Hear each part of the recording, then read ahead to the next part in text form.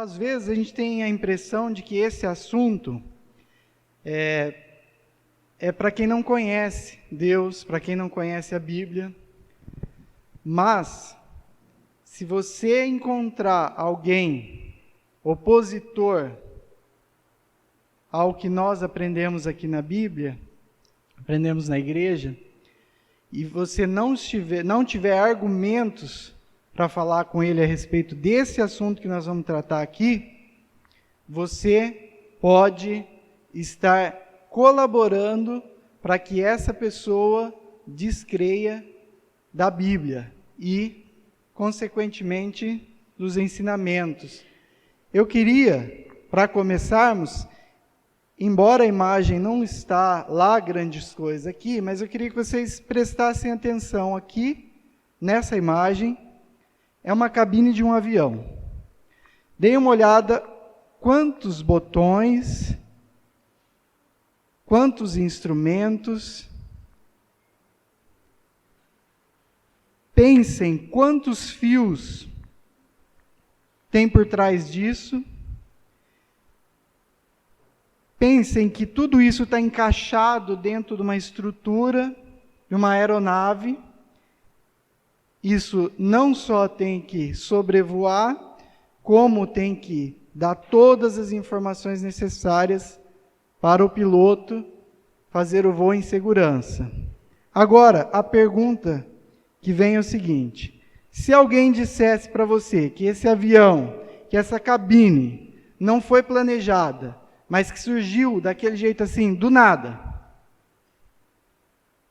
por acaso, ou mesmo como fruto de uma grande explosão,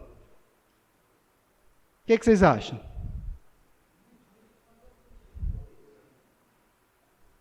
Não parece loucura? Mas vamos continuar. E quem fez?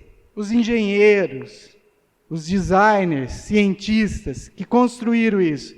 Como vocês acham que ele se sentiria se você dissesse: isso aí surgiu por acaso, isso aí não deu trabalho nenhum, isso aí jogaram lá no liquidificador e saiu pronto. Agora vamos considerar essas maravilhas aqui.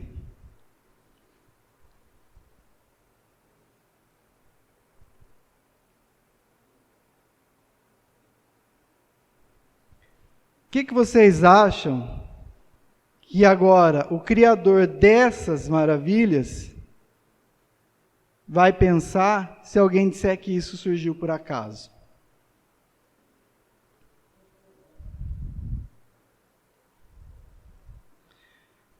Nós, como seres humanos, dizemos que isso é uma criação, certo? Isso é uma criação do homem.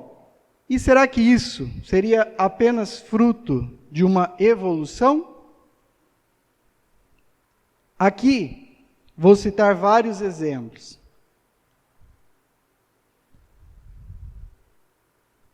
Isso é uma criação, é um processador de computador. Mas existe um outro processador que está aqui na nossa cabeça, que aqueles que defendem a tese da evolução e não do criacionismo acreditam que isso chegou a ser o que é hoje por acaso. E começou do nada também. Isso é uma lente, uma máquina fotográfica, uma criação do homem. Mas isso daqui surgiu por acaso, do nada. Isso, uma criação. E isso, por acaso. A imagem está escura.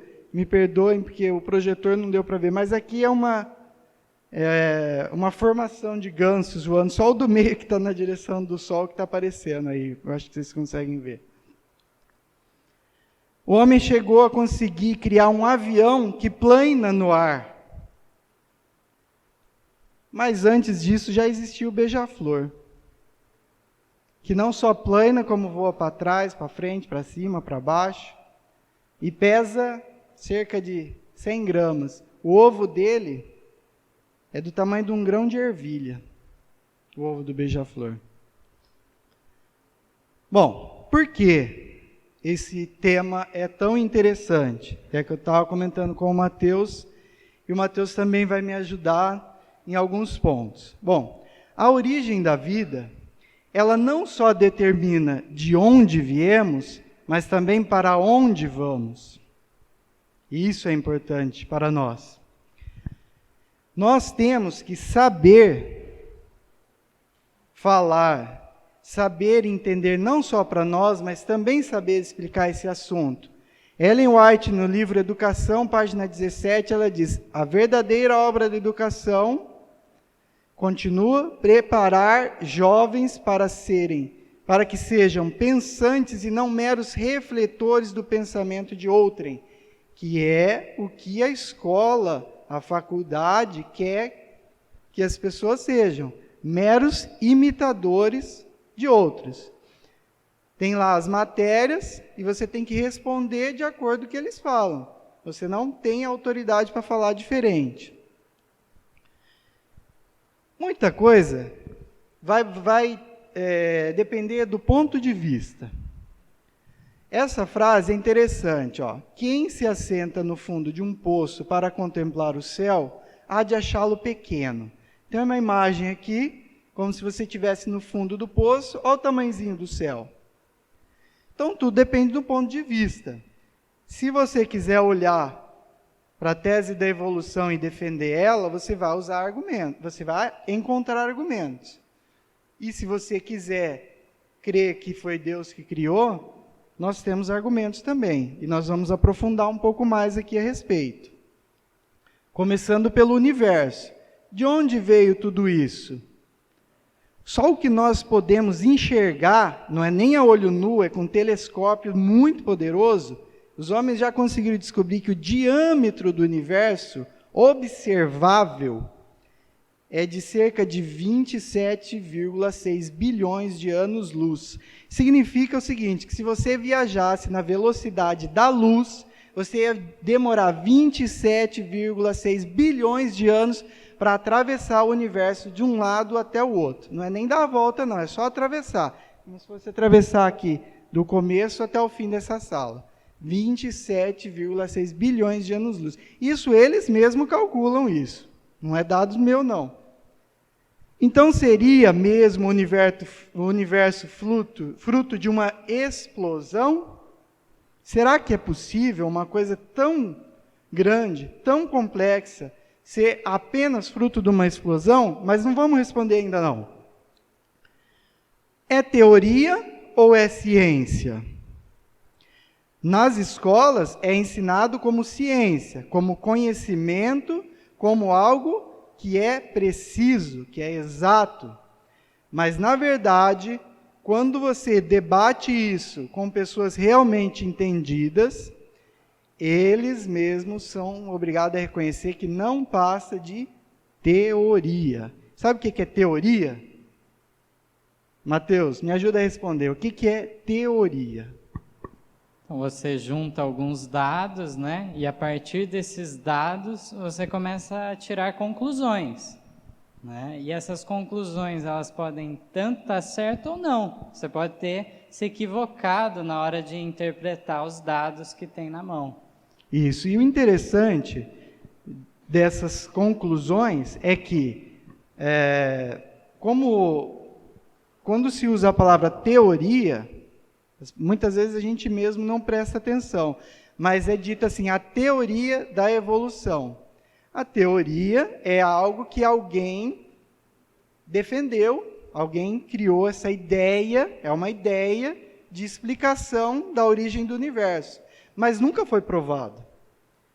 Por mais que eles tentem provar por isso ou por aquilo, é muito frágil as explicações. Eles mesmos, os cientistas, reconhecem que não passa de uma teoria.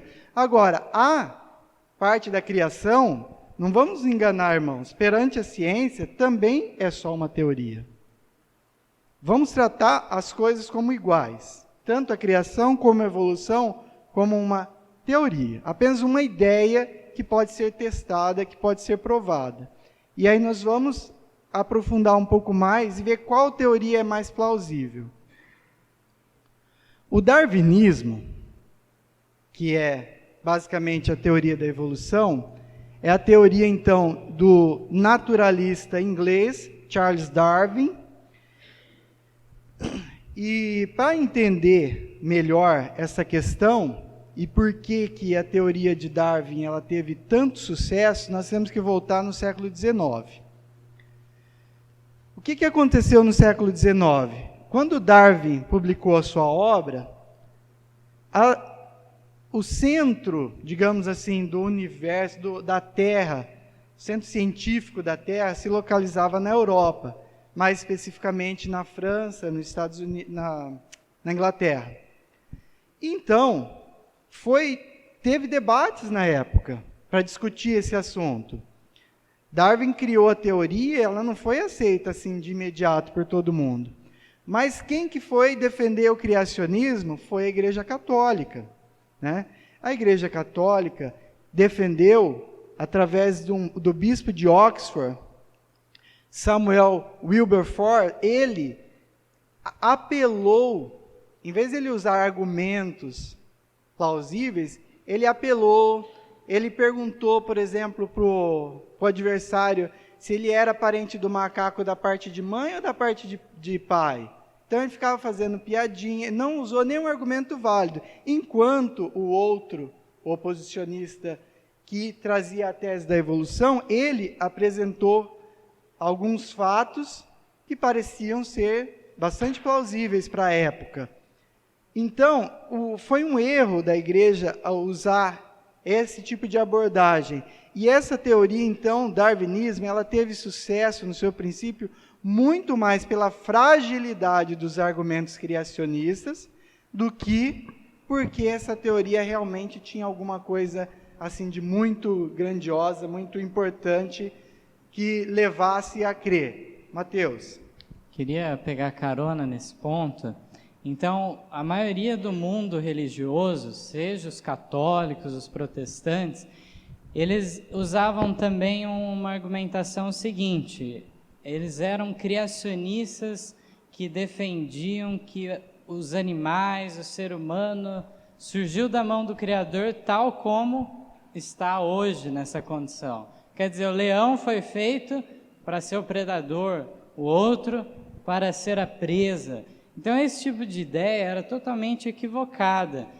Então, eu tenho um texto aqui até do Espírito de Profecia, está na meditação Cuidado de Deus, e fala do homem, né, na sua condição quando saiu da mão do Criador.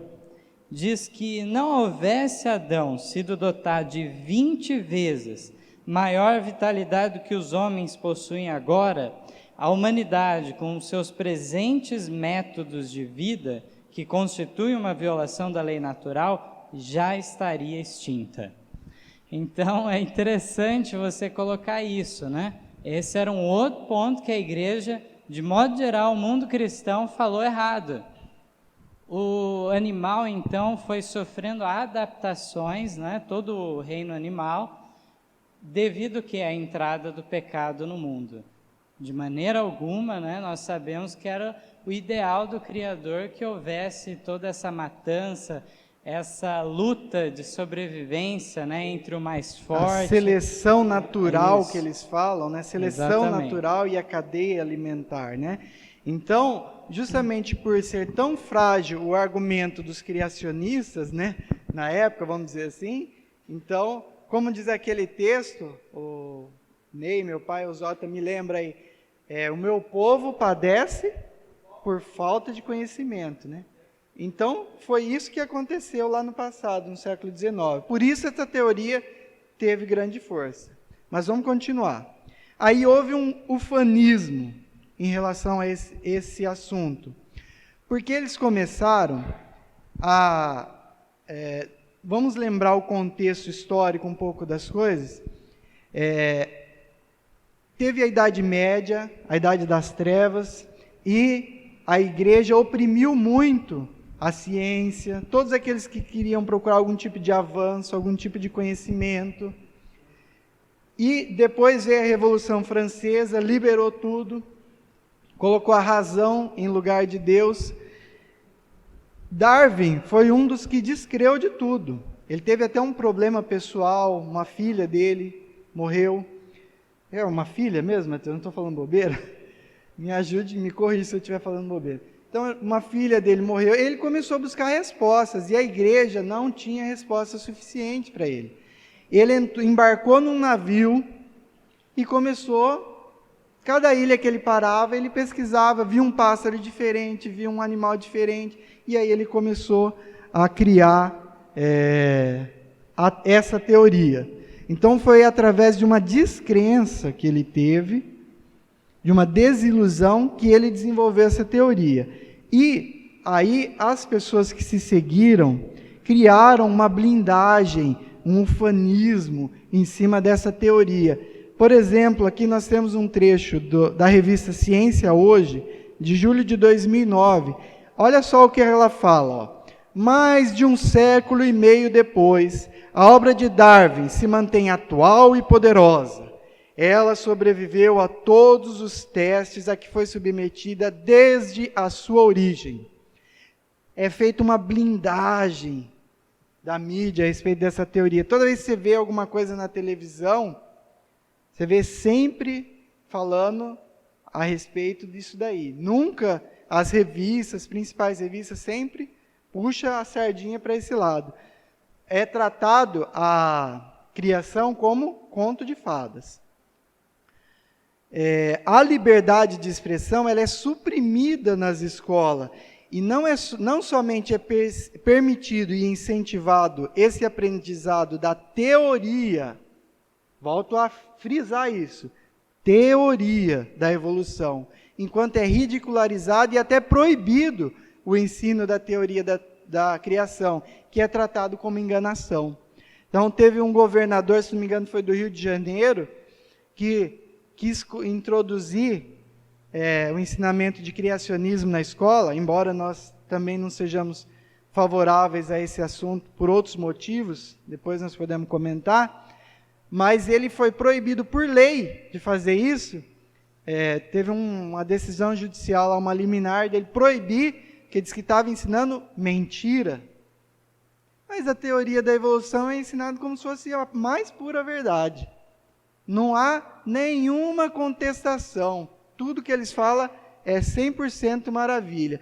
Tenta-se endeusar essa obra de Darwin, que chama A Origem das Espécies, que, segundo eles, suplantou o dogma da criação, como se realmente essa doutrina fosse apenas um dogma e não tivesse nenhuma evidência real de que existe um Criador, ou mesmo o design inteligente, que é uma outra tendência. Se o Matheus quiser me ajudar aqui, explicar um pouquinho o que é design inteligente. Eu sei que não podemos tomar muito tempo dos irmãos, eu quero passar rápido, mas o assunto é de suma importância, porque lá no mundo afora, não só o mundo descrente, mas até mesmo entre os religiosos, está todo mundo perdido nesse assunto. Mateus, então, explica um pouquinho, por favor. Como o Tiago falou, em realidade, nós temos alguns princípios em relação à separação da igreja e o Estado, né? Defendemos isso, o que faz nós pensarmos que escolas públicas em si, talvez não seria o ideal ensinar a teoria do criacionismo em si, que entraria sim no aspecto religioso. Até inclusive tem um outro ponto, né, nisso, que é que não existe nem professores sequer capacitados para passar então essa matéria do criacionismo. Se fosse como eu falei, o próprio mundo religioso não tem o conhecimento devido a respeito disso daqui.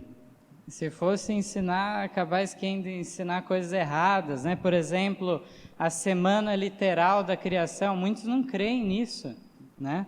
Se falam que são criacionistas e, no entanto, não creem que foi em uma semana literal que Deus criou essa terra.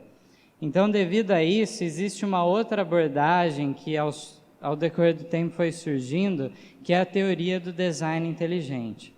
ela não envolve especificar detalhes de como foi criado a Terra, mas envolve o fator de reconhecer que houve planejamento, houve inteligência por trás da criação do que existe na Terra. Então, a partir desse ponto, você não especifica de que forma exata, né, como que Deus criou exatamente, mas você reconhece as evidências que tem na Terra. E a de partir um ser superior, né? Isso. Algo mais, algo acima foi de nós. planejado e posto em prática por um ser superior. Certo. E outra coisa também é que dentro desse ufanismo deles, eles ignoram totalmente o fato de cada vez mais cientistas discordam já da teoria de Darwin. O próprio livro dele, esse livro que eu disse, A Origem das Espécies, já passou por cerca de 50 revisões. Cada descoberta que eles têm do DNA, disso, daquilo, é que se nós formos falar, o tema é tão longo que não seriam horas, não, seriam dias para a gente falar sobre tudo. Mas existe um site, que é esse aqui, ó, Descent from Darwin. Eles se juntaram, alguns cientistas estão fazendo um abaixo-assinado pela internet, de que exigindo que se faça um exame mais cuidadoso da evidência da teoria de Darwin para realmente explicar o surgimento da vida, a evolução das espécies, não ser mais assim tratado como uma coisa já definitiva, como é tratado. Uma coisa que a gente tem que ter em mente quando vai enfrentar alguém que é opositor da teoria da criação, primeira coisa que você tem que ter em mente, que você vai enfrentar eles, o nada produz nada. E nos textos, nas teses sobre evolução, é impressionante como, para tudo, eles usam palavras como apareceram, surgiram, evoluíram, surgiram casualmente, quase que por acidente. Não tem uma explicação científica mesmo, como aparentemente é dito. Por exemplo, num dos livros que explica a origem da vida, o livro Universo numa Casca de Nós, explica assim, olha, a vida parece ter originado nos oceanos primordiais que cobriam a Terra há cerca de 4 bilhões de anos. Como isso aconteceu, não sabemos. Eles mesmos admitem assim. Mas nós sabemos que não só existe algo, mas também as próprias leis da natureza e da ciência deixam de funcionar se você mudar o contexto da história, logo de início. Então, a teoria deles, já na teoria deles, nós simplesmente existimos. Eles não têm capacidade de explicar além disso. Outra teoria é a teoria do caos. Então, eles explicam que foram explosões, foram meteoros, explosões cósmicas, meteoros e átomos que foram se fundindo com moléculas e de repente surgiu a vida. Aí surgiu uma ameba, da ameba surgiu uma vida na água, da água de repente saiu para fora da água e começou a respirar, depois subiu na árvore e começou a voar. É mais ou menos assim a história. Mas nós sabemos que o caos ele só produz destruição. Uma explosão, uma enchente, um terremoto, um maremoto, qualquer situação de caos só produz destruição e nunca criação. Pode haver o quê? Mudança de cenário. Assim mesmo, a natureza, ela se recupera, mesmo com a mudança de cenário, ela se recupera. Em poucos anos você já tem árvores crescendo, não é bilhões, trilhões de anos, igual eles falam, não. Olha só, que dados interessantes nós temos aqui, ó. Fraudes e histórias mal contadas. Isso, eles não mostram, mas nós temos que saber.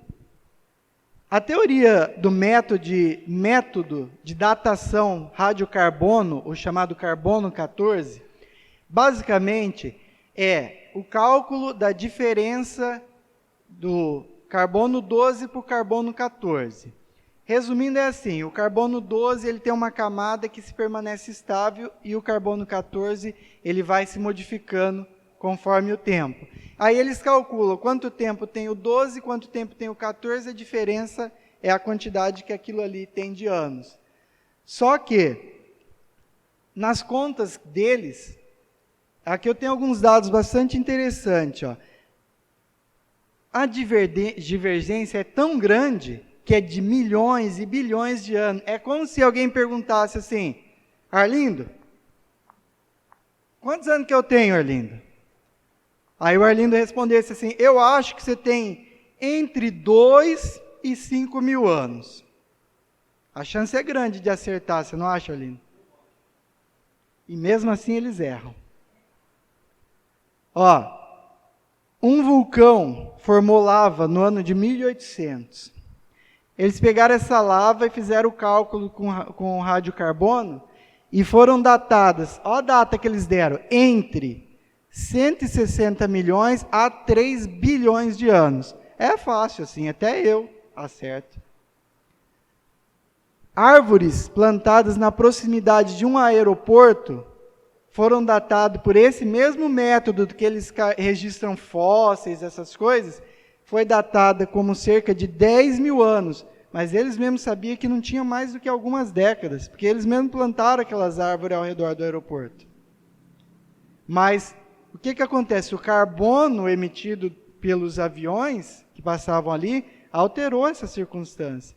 Teve até uma experiência que eu lembro que o meu pai contava, desde que eu era menino, de um cidadão que pegou um osso, né, e fez uma alteração química e deu para os evolucionistas lá testar, e eles dataram de não sei quantos mil anos.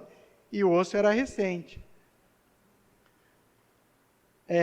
Ossos foram encontrados em cima de lenha, enterrado, em cima de lenha. E aí, quando eles foram verificar, no método de datação deles, os ossos eram mais velhos do que a lenha. Mas como isso é possível, se os ossos estavam por cima? Só se aconteceu alguma coisa extraordinária, como um dilúvio, assim, por exemplo. Essas coisas assim que eles não acreditam, né? Outra coisa, tem um castelo lá em Oxford, que ele foi construído há cerca de 800 anos. Pelo método carbono 14, ele foi datado como tendo 7.370 anos. Então, eles erraram em quase 7 mil anos a data de construção de um castelo, que é uma coisa simples. Que dirá de coisas que nós nem vimos, né? Fósseis, os dinossauros, essas coisas. Segundo a teoria darwinista, eu pulei a parte da microevolução.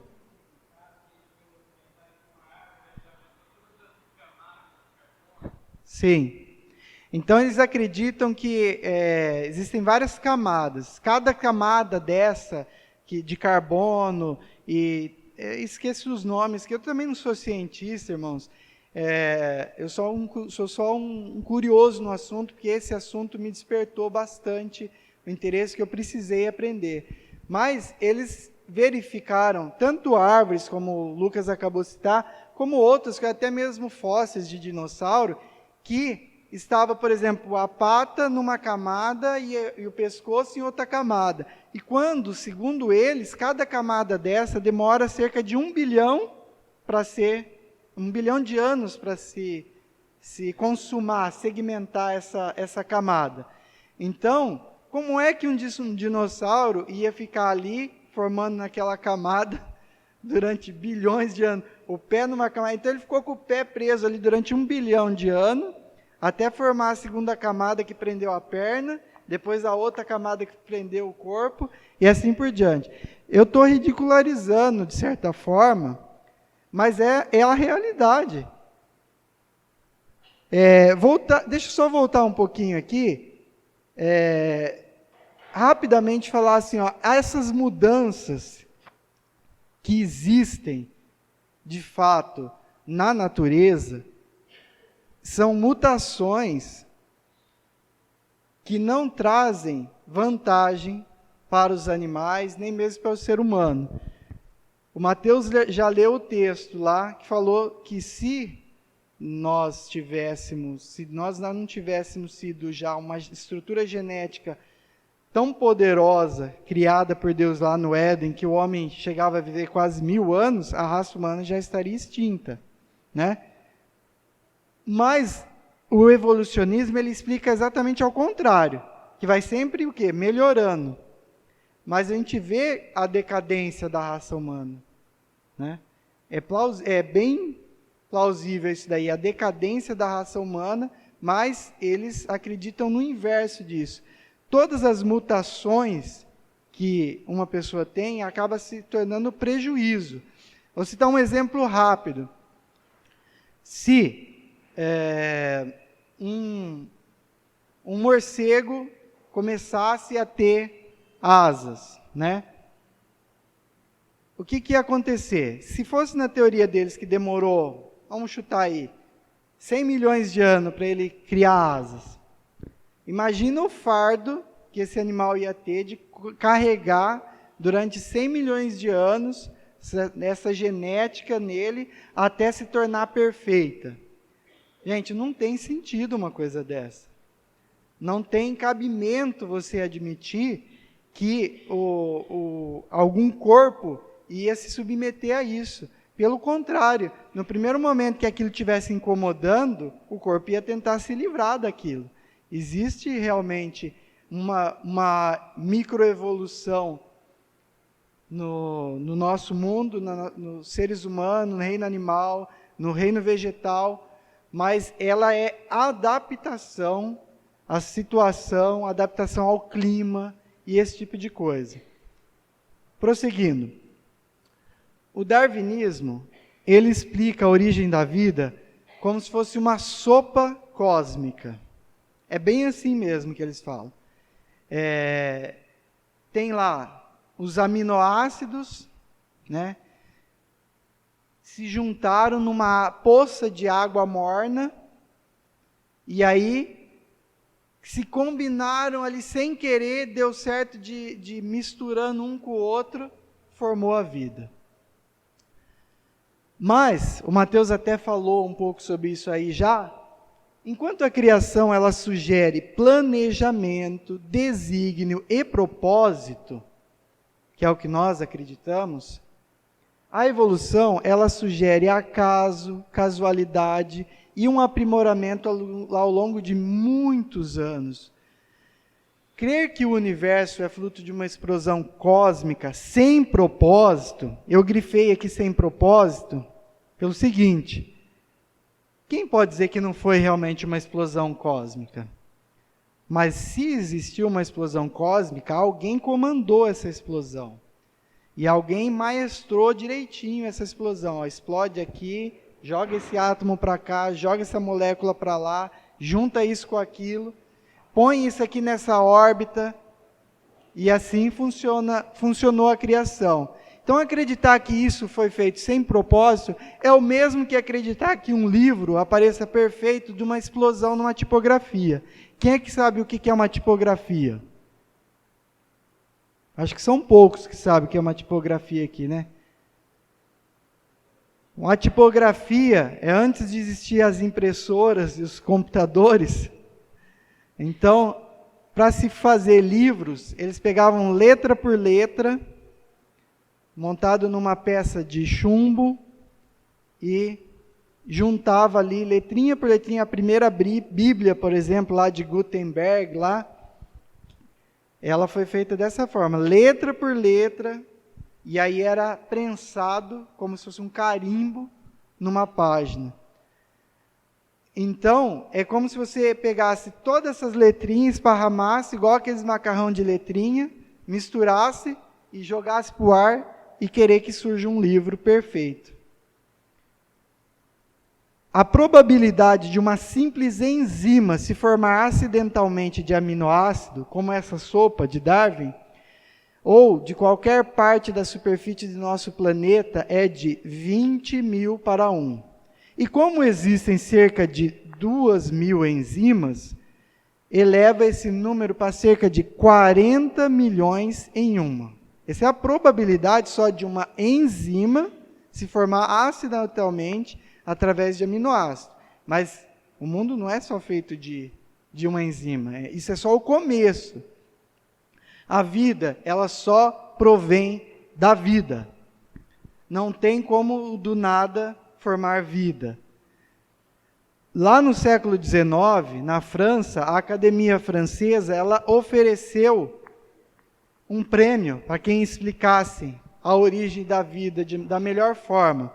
Porque eles já estavam começando a acreditar em coisas tão absurdas como assim, se você deixar uma roupa suja no canto, logo vai surgir rato, vai surgir... Então, um rato entrar ali e se aproveitar daquela sujeira é uma coisa. Agora, dizer que o rato vai surgir do nada porque tem sujeira ali, mas era isso que eles criam. Eles criam exatamente dessa forma. Só que um francês, me perdoe se eu pronunciar incorretamente, Louis Pasteur, através de várias experiências, provou que seres vivos, mesmo micro-organismos, bactérias, só podem surgir a partir de outros seres vivos, e então ele ganhou o prêmio. Isso já lá no século XIX. E os darwinistas, diante dessa explicação, o que eles falaram? Sabe qual foi a explicação deles? Que em algum momento da existência do mundo, as condições da Terra devem ter sido diferentes, as leis da ciência devem ter estado num ponto diferente que propiciou a vida, o surgimento abiótico da vida. Ou seja, não explicaram de novo.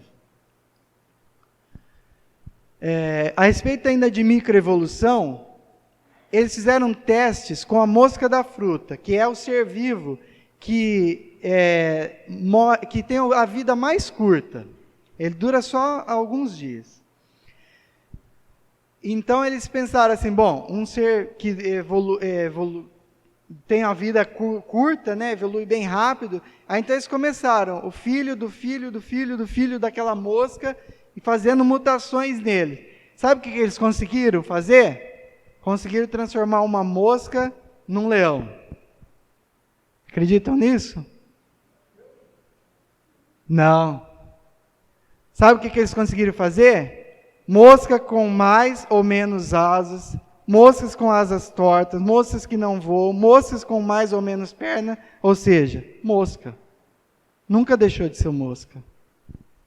Cachorros são sempre cachorro, não importa quantos cruzamentos de raça se faça entre os cachorros, eles sempre vão continuar sendo da mesma raça. Assim como felinos não cruzam com caninos, porque não são compatíveis os genes. Tiago, nessa questão da mosca, o curioso é que tudo isso era sendo feito com a interferência deles, Isso, com a intenção de mostrar, de provar. Isso, ou seja, estava havendo um planejamento para ver aquelas alterações. Forçado. Estavam forçando para ocorrer aquilo e só conseguiram destruição.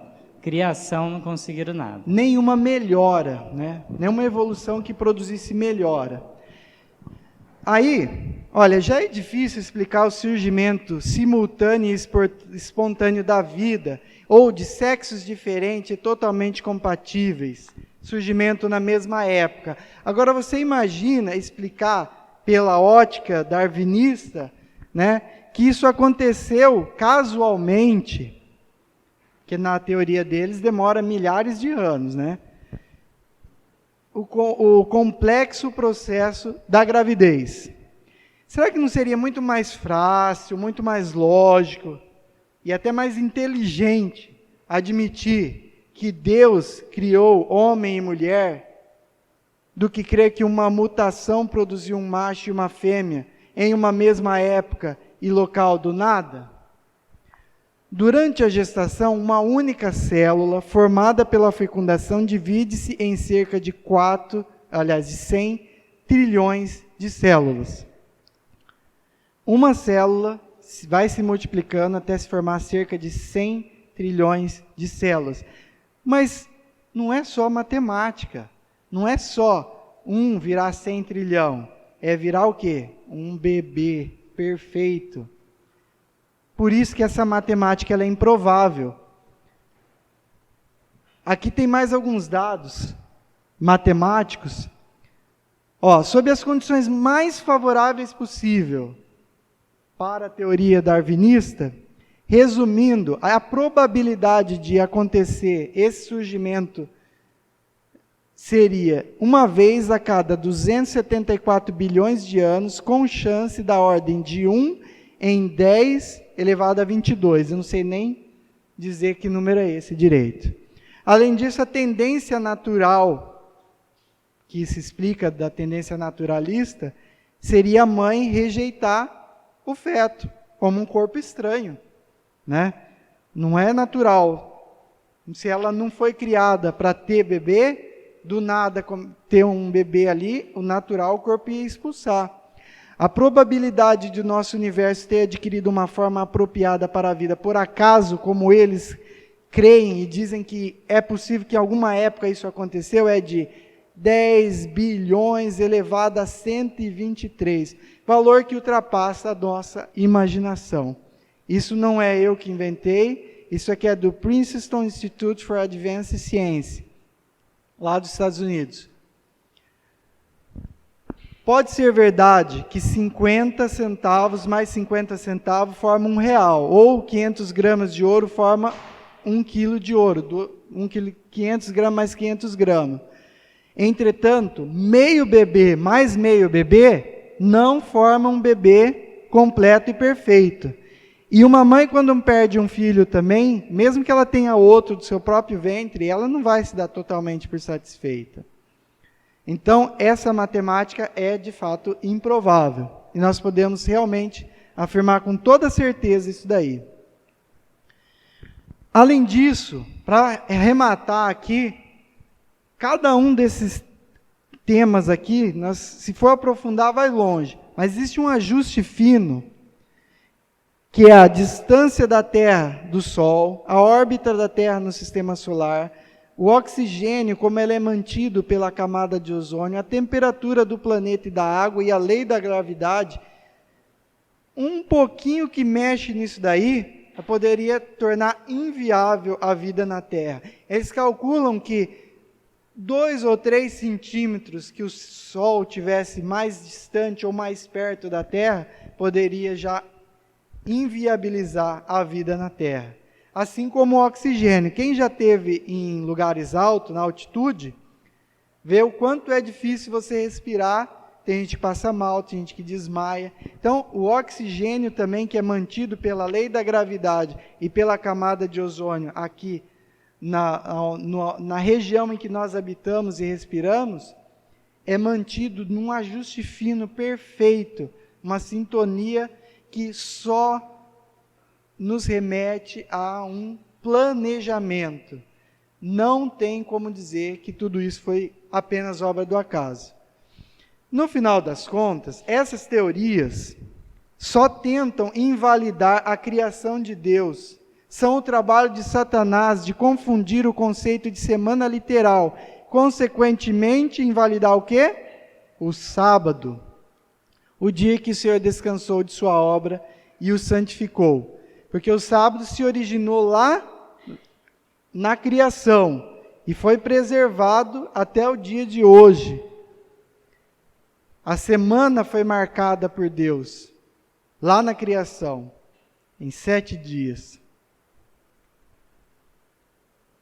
Outras consequências de crer nessas teorias é que você acaba indo ou para o ateísmo ou para o agnosticismo. E o que mais morre com essas crenças é a esperança. E o apóstolo Paulo fala o quê? Daqueles que não crê, que acreditam na vida apenas nessa terra. Mauro.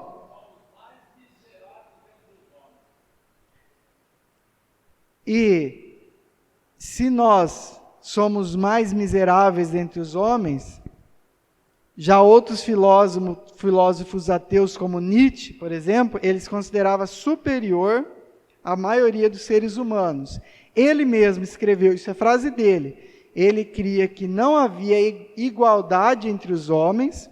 Por exemplo, a escravidão, ele acreditava que os escravos realmente eram inferiores e condenava os direitos iguais e acreditavam que eles, os filósofos, eram superiores aos demais. Finalizamos com esse texto de Salmo 139, 14. Eu te louvarei, porque de um modo assombroso e tão maravilhoso fui formado. Maravilhosas são as suas obras e minha alma o sabe muito bem. Esse tema é muito extenso, eu tive que passar ele muito rápido. Apesar disso, ainda tomei muito tempo dos irmãos e eu peço perdão por isso. Mas se alguém quiser se aprofundar mais sobre esse assunto, tem bons livros para vocês lerem a respeito disso. Eu posso estar informando alguns livros. Mateus também tem esses livros. E é um assunto que deve ser objeto da nossa atenção. Amém.